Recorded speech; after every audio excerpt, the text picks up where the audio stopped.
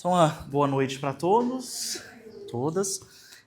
Eu creio que, claro, à primeira vista, já é um autor que eu pesquiso há algum tempo, e esse algum tempo já são alguns bons anos, desde a época da graduação em filosofia, o TCC já foi em Hegel, depois o mestrado, e agora estou no meio de um doutorado de sanduíche na Universidade Federal de Goiânia, de Goiás, e na Hochschule für Philosophie de Munique. Então, tendo como objeto de pesquisa a filosofia de Hegel. Então, eu voltei agora, alguns meses da Alemanha, e estou morando em Patrocínio, e Matheus já nos conhecemos de longa data, então... Ele era diretor acadêmico da época que eu estava no seminário. Então, enquanto eu cursava filosofia, ele era diretor acadêmico. Isso, algumas aulas também. Então, assim, é uma alegria para mim poder estar aqui para falar sobre filosofia. Claro que o meu intuito hoje é, sobretudo, nós podermos focar também para a psicologia, isso porque Hegel tem uma influência não só na filosofia, mas eu diria que de um modo das ciências humanas em geral. Ele está ali, início do século XIX, ele morre em 1831, e a própria filosofia se divide entre antes e depois de Hegel. Tanto é que nós temos a esquerda e direita hegeliana. À esquerda a gente tem grandes filósofos como Marx, como Feuerbach, como grandes nomes por um lado, e de outro nós temos Kierkegaard e várias outras influências. Então, assim, não só influenciou a história do Ocidente, as ciências humanas em geral, mas como a própria filosofia dele é até hoje...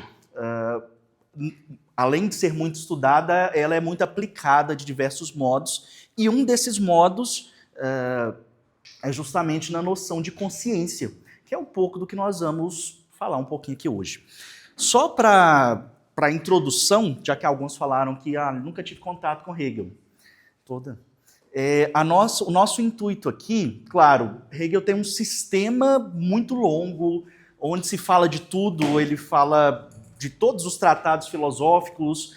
Então nós vamos nos ater aqui à primeira grande obra dele, a Fenomenologia do Espírito, que ele escreveu, foi a primeira obra publicada dele, ela foi publicada no ano de 1806, e se trata de uma obra que à primeira vista foi inacabada, porque do ponto de vista histórico, Hegel morava em Iena, uma pequena cidade alemã. Quando ele estava acabando de dar a primeira correção na obra, Napoleão invadiu a cidade, e aí, claro, ele teve que fugir.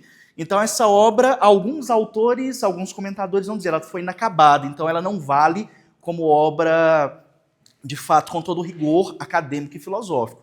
Por outro, alguns comentadores, e aí eu me colocaria nesse grupo, inclusive a nossa pesquisa caminha por aqui, coloca que não, a Fenomenologia do Espírito é muito importante. A gente vai entender um pouquinho desse nome, mas só para fazer até algo que eu conversava com o Matheus antes, para a gente desfazer uma confusão, o nome fenomenologia não tem nada a ver com a corrente fenomenológica que desemboca na psicologia, que a gente tem como pai da fenomenologia Husserl. Então, o título do livro, Fenomenologia, é simplesmente para falar fenômeno. E para que Hegel escreveu essa obra? Deixa só a gente pegar aqui os slides. Então, a gente vai trabalhar com essa noção. Dentro da fenomenologia, a gente vai trabalhar com o conceito de subjetividade, de sujeito. A construção ou a descoberta do sujeito. O que significa, quando eu digo pessoa, quando eu olho para mim mesmo, qual a identificação, como é que eu posso me reconhecer como essa subjetividade. Mas antes disso, a obra ela não tem esse foco em específico. Ela é uma obra onde Hegel se pergunta: como é que eu posso conhecer a realidade? Como é que eu posso conhecer o mundo de um determinado modo que isso não me faça cair num relativismo?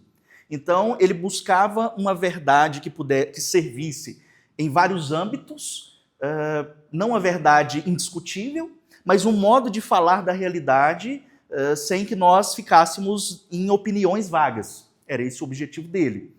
E aí, claro, a gente deve entender também que ele está no contexto daquilo que nós chamamos de idealismo alemão, que a gente começa com Kant, passamos por autores como Fichte e Schelling, e culminamos em Hegel. Mas todos esses autores do idealismo olham para o sujeito como foco do seu pensamento. Não à toa a gente vê a modernidade, por exemplo, nascer com esses filósofos desde Descartes, mas se coloca em Kant a virada copernicana da história do Ocidente. Justamente porque antes a nossa noção de compreender a realidade é que a realidade está dada, está acabada, essa cadeira está aqui. Se eu quero conhecê-la, eu, pela minha sensibilidade, pela minha razão, me aproximo dela e me adequo, me adapto, faço aqui na minha percepção, eu a conheço. Esses filósofos do idealismo alemão, eles deslocam o foco para o sujeito que conhece. Então, quais são as capacidades que o sujeito tem? A grande pergunta inaugurada por Kant é: o que me é possível conhecer? Qual o passo, até onde eu posso dizer, eu tenho segurança para falar sobre isso?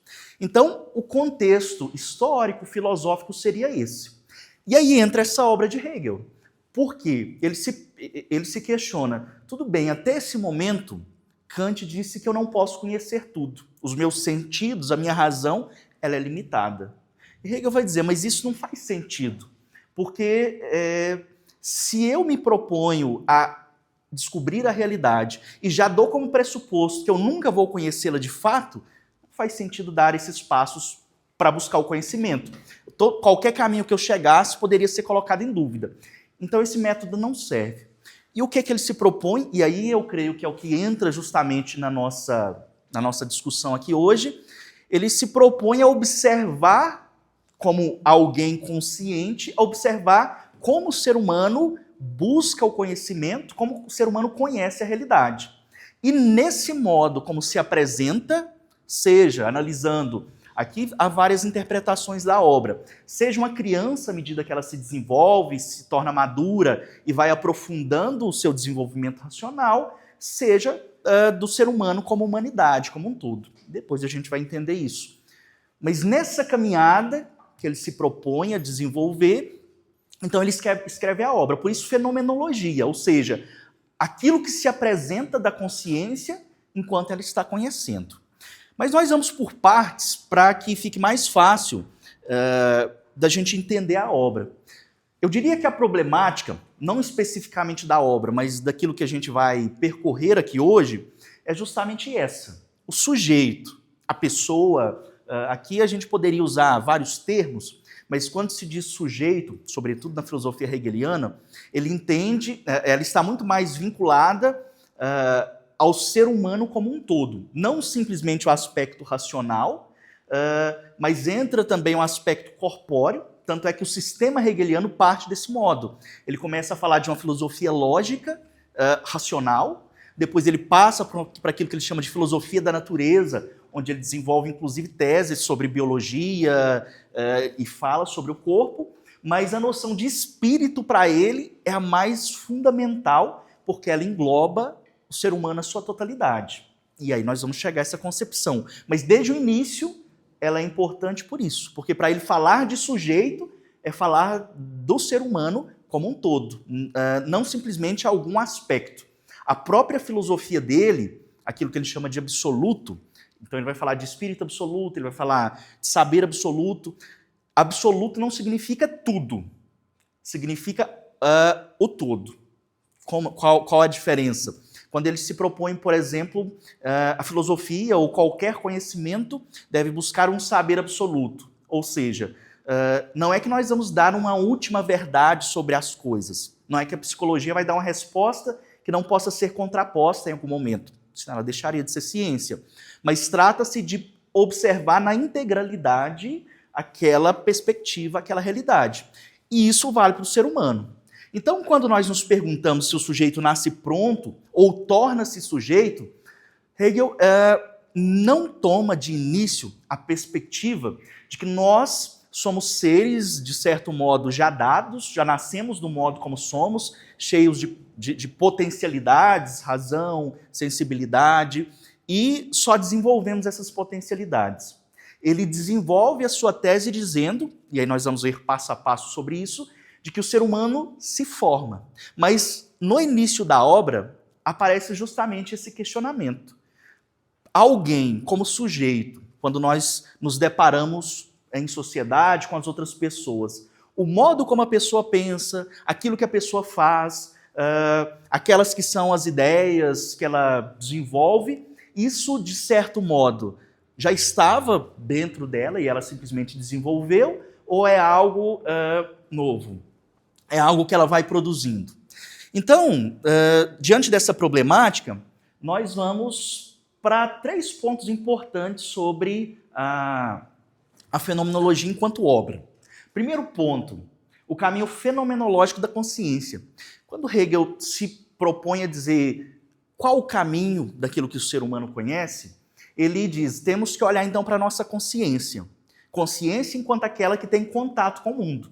Aquilo que, e aí me perdoem se houver algum erro conceitual dentro da linha da psicologia, mas dentro do caminho filosófico nós dizemos, e aí seguindo uma série de outros filósofos, que de certo modo o que nós chamamos de alma ou a psique seria de certo modo uma internalização do mundo que é externo e nós lidamos com esse mundo interno. Para Hegel isso acontece, mas na consciência. Então, quando ele diz consciência, ele não entra aqui nem um aspecto moral, não entra um aspecto de razão isolada, mas entra essa interioridade do ser humano como um todo. Então, seja nas suas vontades, seja na sua racionalidade, mas na sua totalidade. Quando nós falamos de consciência, nós estamos falando de cada indivíduo humano. Então, Hegel vai se questionar, enquanto cada indivíduo, cada pessoa procura conhecer a realidade, ele percorre um caminho, seja argumentativo, seja lógico, então nós temos que verificar esse caminho. Depois, ele vai entender que a consciência só se conhece ao se deparar com outra consciência, o que ele chama de autoconsciência, como alguém que precisa se olhar no espelho para se reconhecer. Então a gente vai falar um pouco também dessa parte de autoconsciência e qual a importância dela. E por fim, aquilo que ele chamou de saber absoluto ou saber verdadeiro, não que ele se arrogue, eu sou mais inteligente ou eu sou mais capaz, mas saber absoluto como aquele que é capaz de falar da integralidade do ser humano. Então são esses 3 passos que nós vamos percorrer. Só que antes dos 3 passos, para que a gente entenda um método, porque o que acontece? Se nós tomarmos a obra, inclusive aqui a gente tem a versão em alemão. Por que eu gosto da versão em alemão? Vocês pegarem a obra em versão em português, ela está bem divididinha, tranquila para ler. Mas Hegel escreve, por exemplo, no original, parágrafos de 4, 5, 6 páginas. Um parágrafo só. E o método que ele utiliza para escrever esses parágrafos é o método dialético. Alguém até falava de tese, antítese, síntese, e a gente vai ver alguns detalhes sobre isso. Mas se a gente não entender o método, a gente se perde na leitura. Então eu não gostaria de que depois alguém, a gente terminando essa fala, se propor a ler Hegel e dizer, não entendi nada. E sou sincero, mesmo agora, num doutorado específico sobre isso, há parágrafos que eu digo, eu ainda sou iletrado, eu ainda preciso ser alfabetizado para entender melhor. Então é um desafio. Mas entendendo o método, fica mais fácil. Esse método hegeliano, ele está baseado em 3 princípios. Então, o primeiro princípio é o que nós chamamos de dialética, como ficou conhecida por muito tempo. Claro que o conceito que chegou a nós, mais famoso de dialética, é o conceito de Marx, o conceito marxista de dialética enquanto materialismo dialético. Essa é uma visão complexa, porque já é uma interpretação de Hegel, e, por um lado, quando eu falava de esquerda hegeliana, não tem nenhum aspecto político, mas é de uma interpretação heterodoxa do autor, ou seja, ele não concordava com o modo como Hegel pontuava, apesar de aceitar o método. Então, quando nós falamos de dialética, são 2 pontos fundamentais para ele. Aquela ideia de tese, antítese, síntese, isso nunca foi dito nem escrito por Hegel. Isso foi escrito por um autor anterior chamado Fichte, que foi precursor de Hegel. Ele usou esses termos, mas o próprio Hegel nunca os escreveu. Então isso a gente não encontra nas obras dele, mas vez ou outra a gente vê isso atribuído a ele. O que Hegel apresenta na sua metodologia é, primeiramente, uma contraposição lógica, ou seja, eu apresento uma afirmação sobre um determinado assunto, depois eu vou ao extremo, ao exato contrário sobre esse assunto, sobre isso que eu estou compreendendo. Se eu vou estudar, por exemplo, essa sala, o que significa a sala, qual a importância dela, e depois vou na negação completa dela. Mas para ele, o mais importante é aquilo que ele traduz pelo termo, ele usa o termo Aufhebung, que é um termo que não tem tradução para o português. Os tradutores costumam colocar suprassunção, que é uma palavra criada especificamente para isso, mas ela não é boa porque esse verbo alemão, ou substantivo, ele significa duas coisas ao mesmo tempo, mas duas coisas contraditórias. Aufheben significa negar, então contrapor, mas ao mesmo tempo significa conservar. Na dialética hegeliana, o método que ele usa é, diante de dois contrários, eu não tenho uma contradição, mas eu devo procurar, de algum modo, manter esses contrários sem retirar partes deles, mas para que eles me levem a algo superior. Então, esse termo, essa Aufheben, é justamente isso. Ele vai procurar conhecer a consciência, mas negando aquilo que ela é, para elevar essa consciência a um momento de reflexão ainda mais profundo. É esse o caminho que ele se propõe. Além disso, depois é importante para nós o conceito de experiência, porque à primeira vista a gente tem um conceito de experiência um tanto quanto, eu diria, empirista, que depende dos nossos sentidos. Para ele, toda experiência, ela não acontece simplesmente de modo externo. A realidade ela não é só externa, mas, e claro, por ser um idealista, a nossa racionalidade, de certo modo, ela está ligada com a realidade, de modo que a realidade não é estática. É o que ele chama a realidade de efetividade. Por quê? Porque a realidade, à medida que eu faço experiência com ela, tanto eu modifico a realidade externa, quanto sou modificado por essa realidade. Então, um dos textos mais conhecidos dele, que Marx depois editou sobre o trabalho, é justamente a dialética do senhor escravo, senhor servo, que trata sobre isso, de como eu, no contato com as coisas, à medida que, por exemplo, um artesão se põe a fazer uma obra, ele coloca algo de si naquela obra, e ao se reconhecer naquela obra que é completamente diferente dele, ele também se modifica. Então, esse conceito de experiência caminha justamente nesse caminho, de que não é só a realidade externa, mas a minha razão, de algum modo, a minha racionalidade, a minha subjetividade está ligada com a objetividade do mundo, mas não só ligada enquanto relações, é uma ligação substancial. E aí a gente vai ver que o conceito que ele coloca de espírito traz justamente para isso.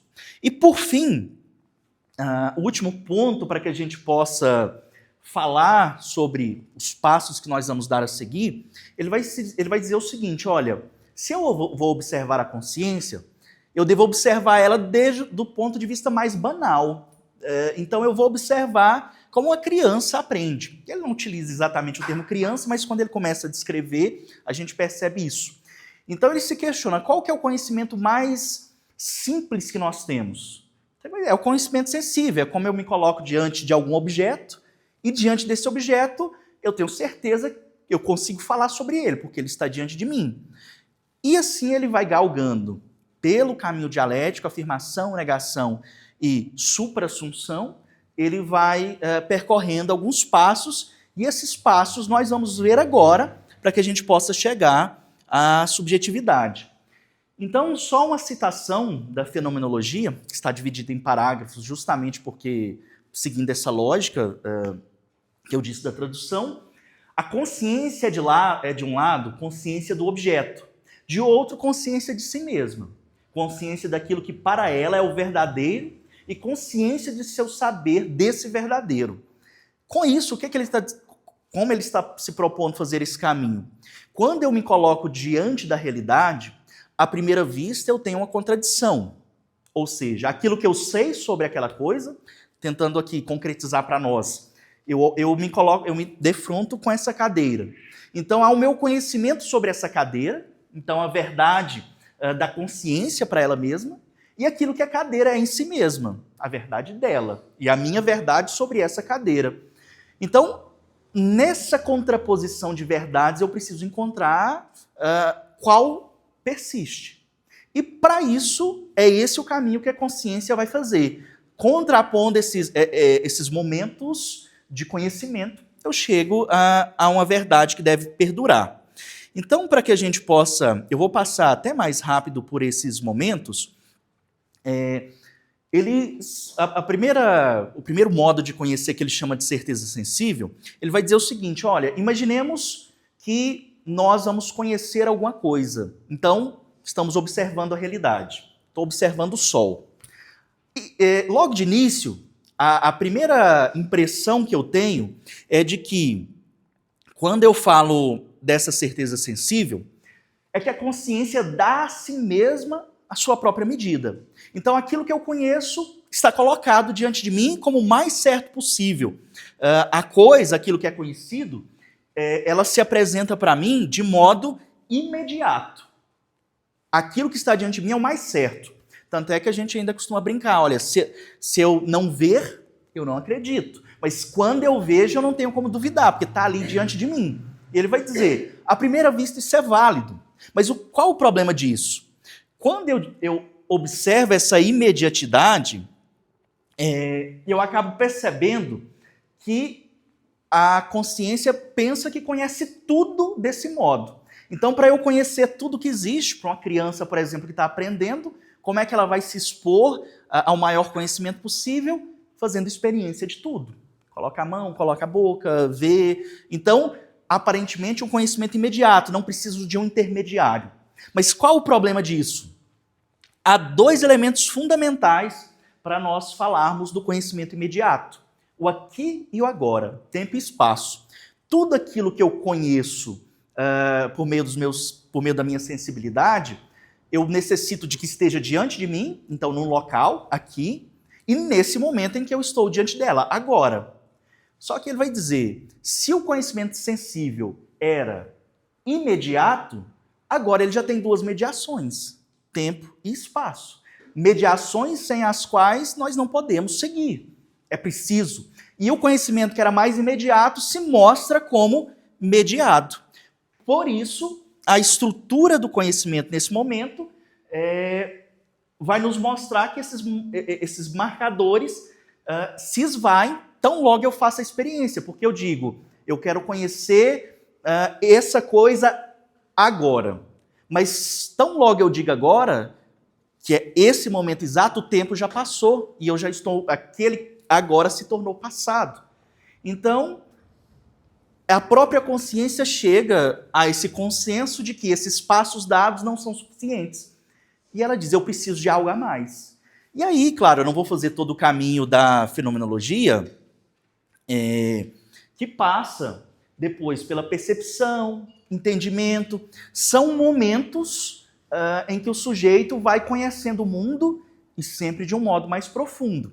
Então, a certeza sensível está baseada nos sentidos. Depois, a percepção já está baseada muito mais na questão lógica e como as leis físicas regem a realidade. Depois, no entendimento, a gente entra numa questão mais abstrata, onde ele vai dizer que nós necessitamos das leis universais, mas para nós, o que mais importa, e aí nós vamos entrar nesse elemento onde nós vamos nos delongar um pouco mais, ele vai dizer o seguinte, enquanto a consciência conhece o mundo, de certo modo ela estava se conhecendo. Por quê? Ela percebia como ela fazia a experiência da realidade. Só que nesse como, ela então percebe aspectos sobre ela mesma, modos de conhecer a realidade. E por isso, ao final, ela faz de si mesma um objeto. Então ela quer se conhecer. E é esse trecho, se vocês forem procurar sobre Hegel, é um dos mais famosos dele, a dialética do reconhecimento e a dialética do senhor e do servo, ou do senhor e escravo, a tradução ambas são possíveis, porque elas, por um lado, caracterizam muito bem a dialética, é bem explícito, e por outro lado, o nascimento da autoconsciência ou consciência de si que é justamente o nascimento daquilo que para Hegel é a intersubjetividade. Então nós vamos passo a passo para que a gente possa entender ela.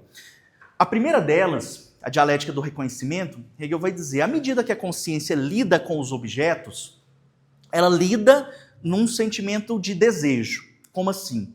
Eu possuo as coisas, eu uso dessas coisas e ao usar delas, elas perdem o sentido, eu esvazio elas de sentido em nome do desejo que eu tenho para que eu possa conservar a minha vida.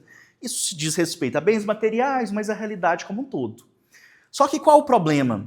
Essa busca por desejo, ela é muito destrutiva, porque ela é infinita. Eu sempre uso, tão logo o meu desejo é satisfeito, eu tenho necessidade de uma outra coisa, e isso vai até o infinito. O único modo da consciência sair desse desejo irrefreado é justamente quando ela se depara com outra consciência. Porque ela pode conhecer alguém que é igual a ela e, ao mesmo tempo, nesse auto-reconhecimento, ela encontrar aquele que é o grande objetivo dela, que é a busca da verdade, ao conhecer a si mesma.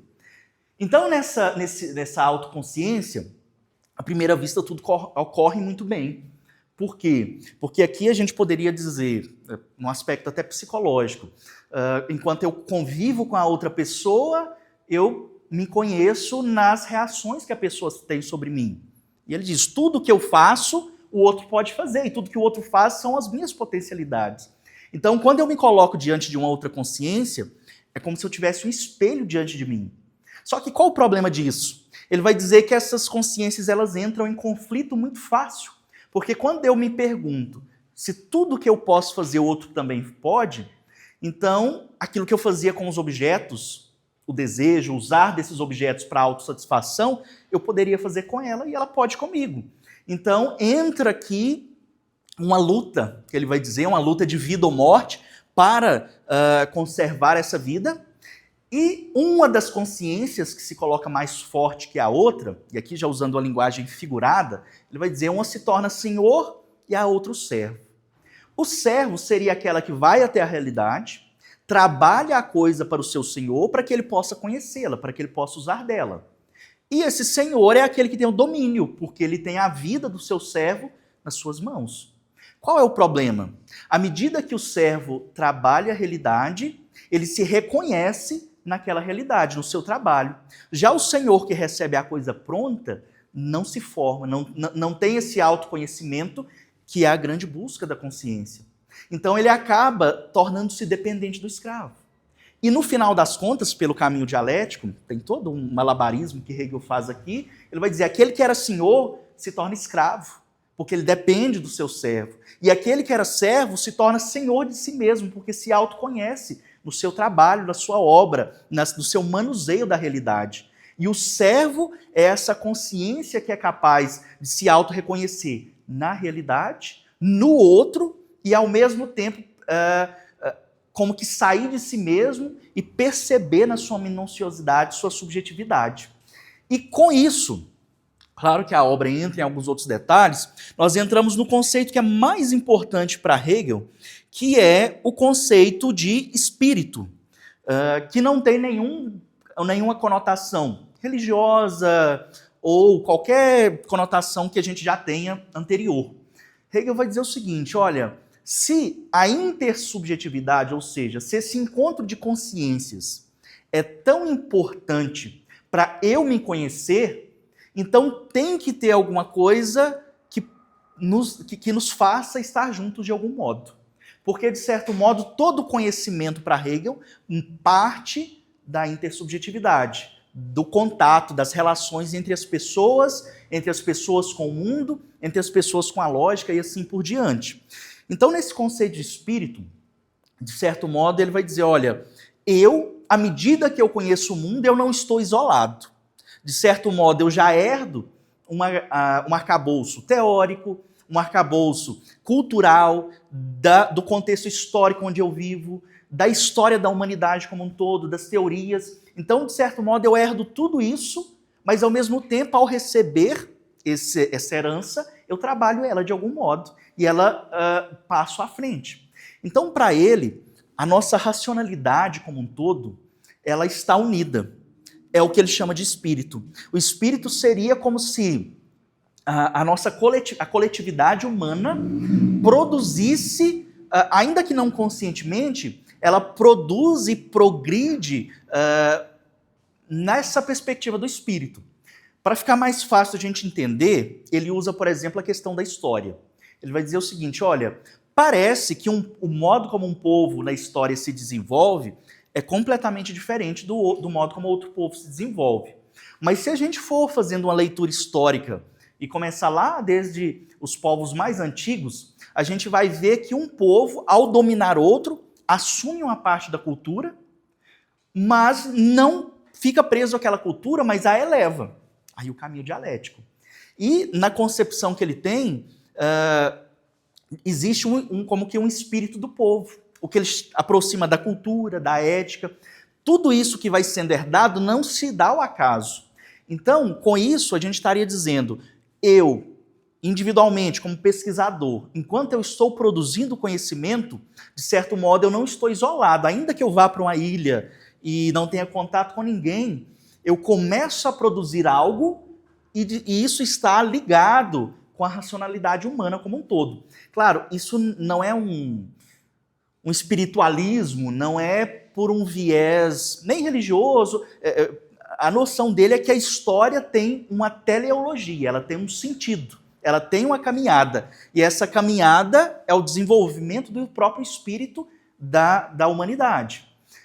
Ele usa um outro exemplo quando ele estava terminando o livro, e eu disse que Napoleão invadiu a cidade. Ele usa Napoleão como exemplo quando ele diz, olha, Napoleão, quando começou a conquistar o mundo, parecia que ele, aquele homem minúsculo, fez uma grande conquista. Só que, na verdade, todos os contextos históricos fizeram com que ele pudesse tomar aquela decisão. Então, tudo aquilo que aconteceu que não dependia dele, levou a ele a se tornar quem ele é. E, de certo modo, ele mudou a história. Então, ele muda a história, mas a história muda ele. A história faz com que ele seja quem ele é. E nesse contexto é que nós entendemos essa ideia de espírito. Porque aí a gente vai perceber que, para Hegel, o conceito de subjetividade, de ser humano, quem eu sou, nunca é visto de modo isolado. Ele sempre vai dizer, e isso está justamente no início do capítulo sobre a autoconsciência, ele vai dizer que o eu é sempre um nós. E quando nós falamos de um nós, eu sempre estou falando de mim mesmo. Então a noção de espírito dele é o que traduz mais especificamente esse conceito de subjetividade. Não é uma coletividade, como alguns intérpretes até caminham por aí, para dizer que Hegel é um coletivista, ou então ele entende a humanidade como um todo emaranhado e questiona, mas onde está a minha individualidade? Não é que ele negue a minha individualidade, mas para ele a nossa individualidade contribui eficazmente para a humanidade como um todo. É como se nós todos estivéssemos ligados.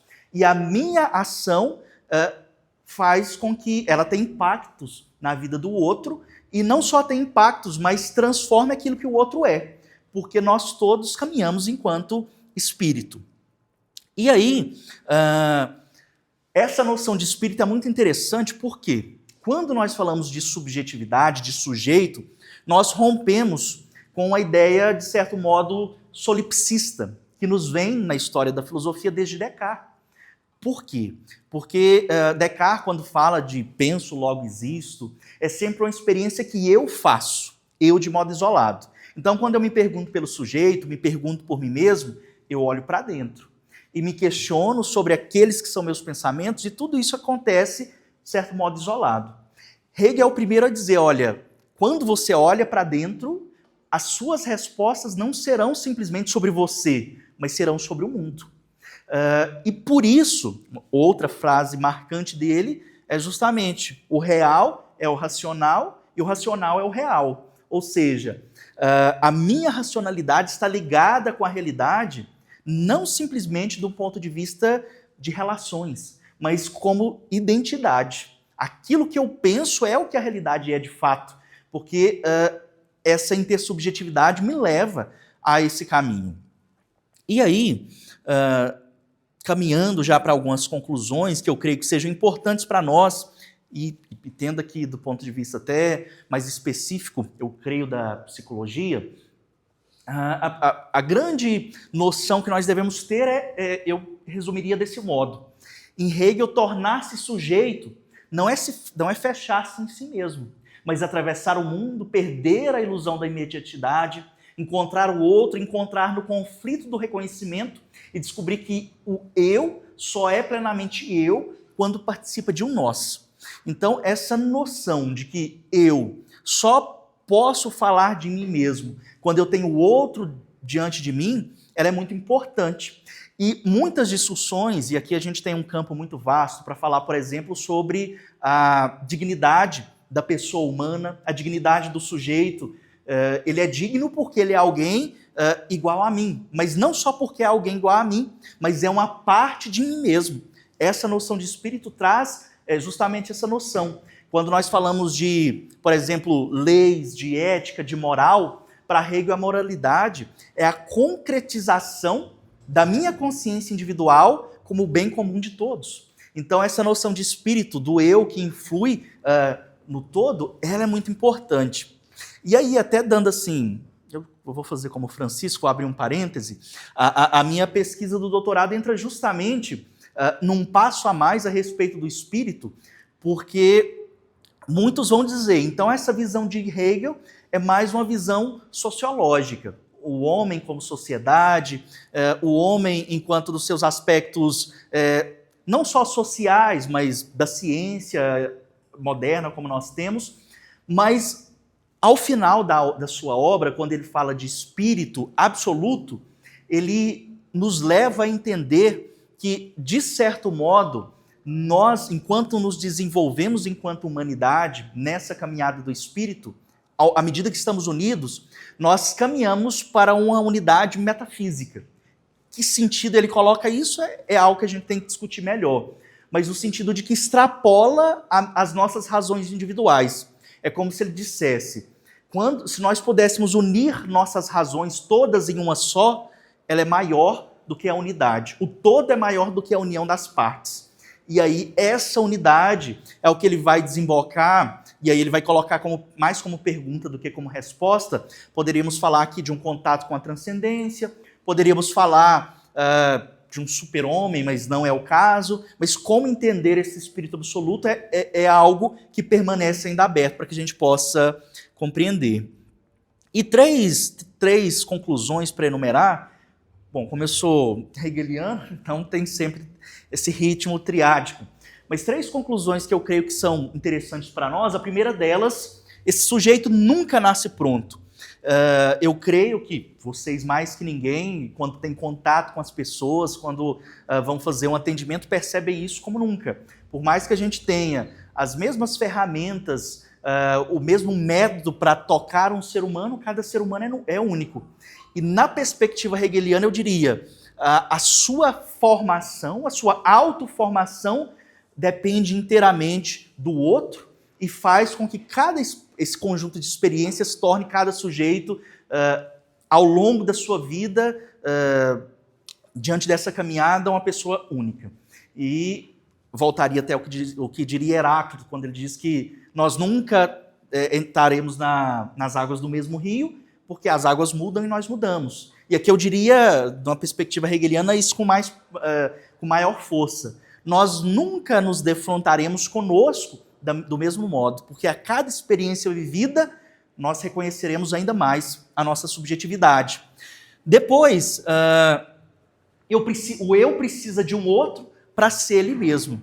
Aqui seria impossível nós pensarmos, e aqui eu creio que é algo importante para nós, já que nós temos uma sociedade, e aí é uma leitura talvez um pouco pessoal, mas ao mesmo tempo tomando a história da filosofia que na contemporaneidade passa por aí, cada vez mais egoísta, onde eu penso em mim mesmo, na minha satisfação, naqueles que são meus interesses. Tomar essa leitura de Hegel aqui nos faz pensar no outro, não só como uma possibilidade de conhecimento, mas como o único caminho para que eu possa reconhecer a minha subjetividade.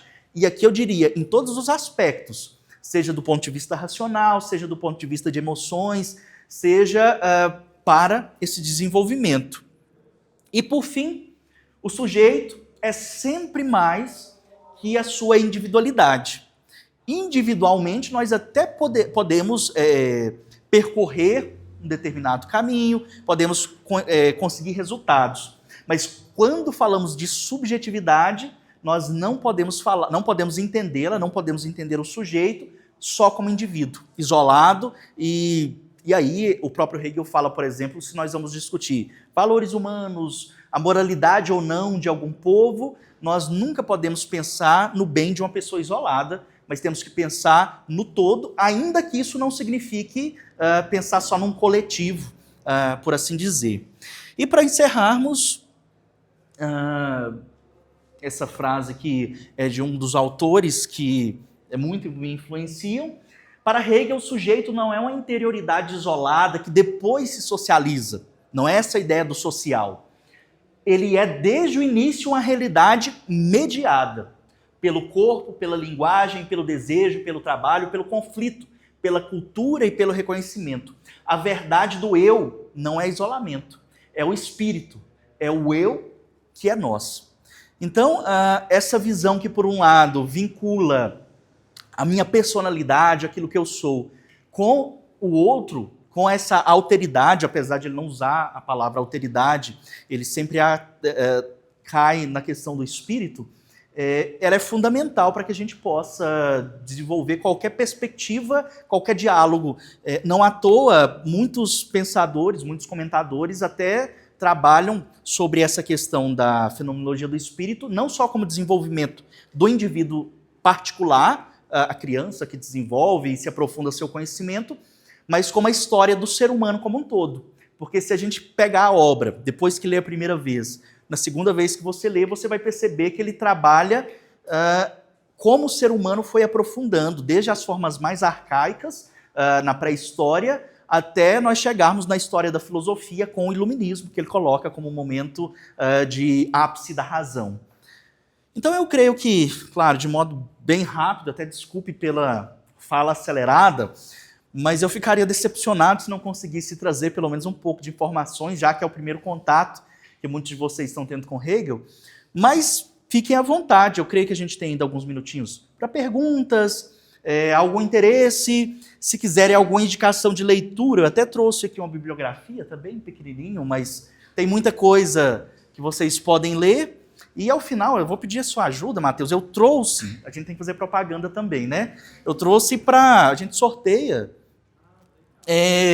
Esse foi um trabalho que eu fiz no final do mestrado para, digamos, é um resumo por um lado, mas é uma argumentação sobre a fenomenologia do espírito, e como conclusão do mestrado eu trabalhei o último capítulo da obra, que é o saber absoluto. Então, para uma introdução a Hegel, bom, alguns leram, né? Eu acho que pode dizer melhor se funcionou, se não funcionou, mas ao final a gente faz um sorteio, se puder nos ajudar, mas eu deixo as duas aqui. Como preferir. Mas alguma dúvida, algum apontamento, alguma relação? Obrigado.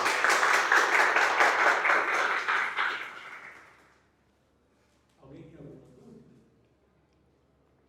É um tema bem complexo, assim, né? O autor, ele traz muitas coisas, ele fala sobre tudo.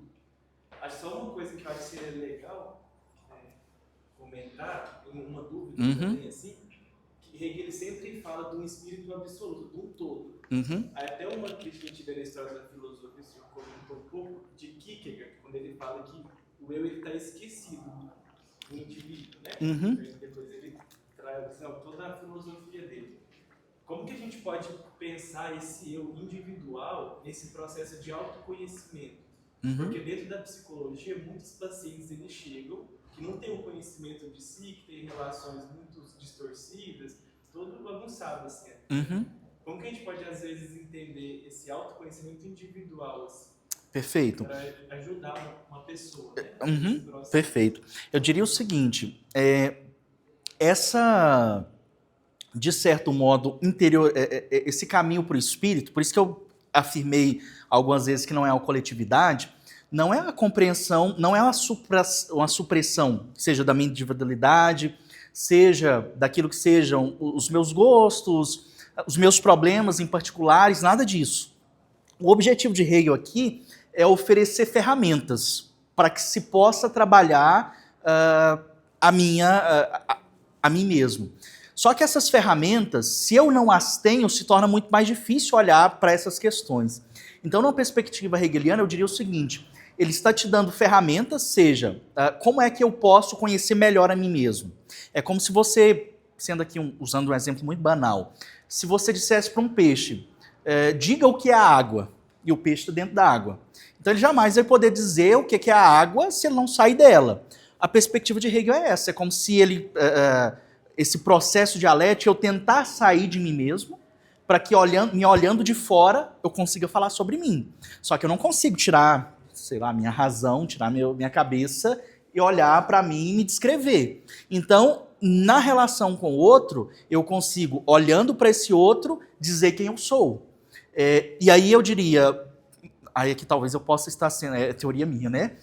O papel do psicólogo nesse caso seria esse, olha, ser esse outro que vai como espelho, em alguns momentos, não exatamente como espelhos, porque você vai ter que ajudar a ver, a que a pessoa veja melhor, mas vai ocupar esse lugar desse outro que vai ajudar com que essa pessoa entenda a si mesma. Então não é anular as características dela, mas se colocando como um outro, uma alteridade, para aquele que está sendo atendido, ele vai trilhar seu caminho para tentar resolver seus problemas.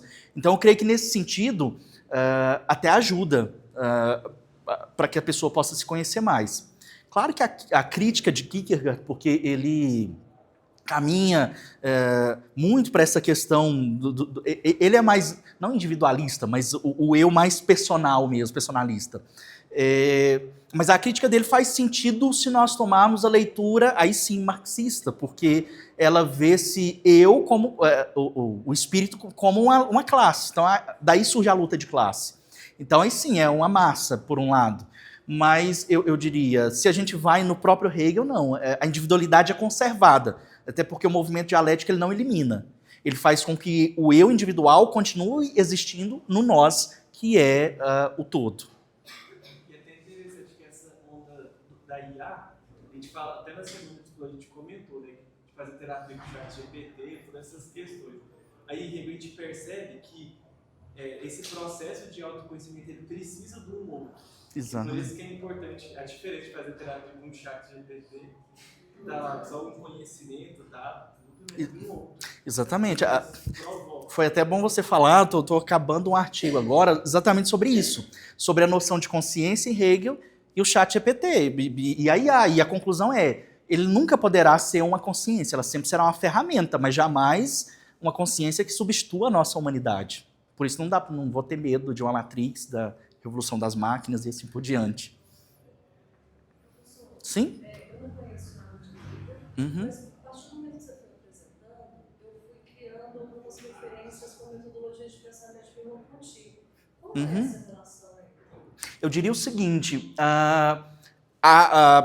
os passos, a única diferença que eu colocaria e aí a influência, se a gente pegar todos os contemporâneos, a gente vai encontrar um pedacinho de Hegel neles. Merleau-Ponty caminha muito mais para a questão da linguagem e a comunicação. E aí eu diria, aquilo que Hegel coloca como racionalidade e essa expressão como um todo, porque aí Hegel vai dizer, olha, o espírito se manifesta em momentos concretos. E ele vai colocar como esses momentos a arte, a religião e, por fim, a própria filosofia. Merleau-Ponty caminha muito mais para a questão da linguagem, claro, pelo contexto histórico, por esses elementos, mas sim, dá para a gente fazer uma ponte muito grande com ele, e não só com ele, com vários outros linguistas, com o próprio Wittgenstein, que está próximo, a escola francesa como um todo. Então, eu diria assim, a relação. A questão sempre vai ser, Hegel é o último grande sistemático, no sentido que fala de tudo. E depois dele, a filosofia se esfacela e caminha muito mais para temas. Então a gente fala sobre o ser humano, sobre a ética, e aí cada um fala sobre um ponto.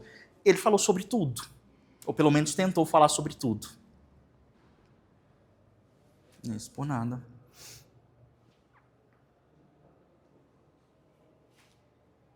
Tranquilo? Entendeu tudo? Perfeito. E querendo conversar, ficamos à disposição. É uma alegria e faz parte também da pesquisa. É importante isso, o diálogo, trocar ideias. Ficamos sempre à disposição. O Matheus tem um contato, precisando.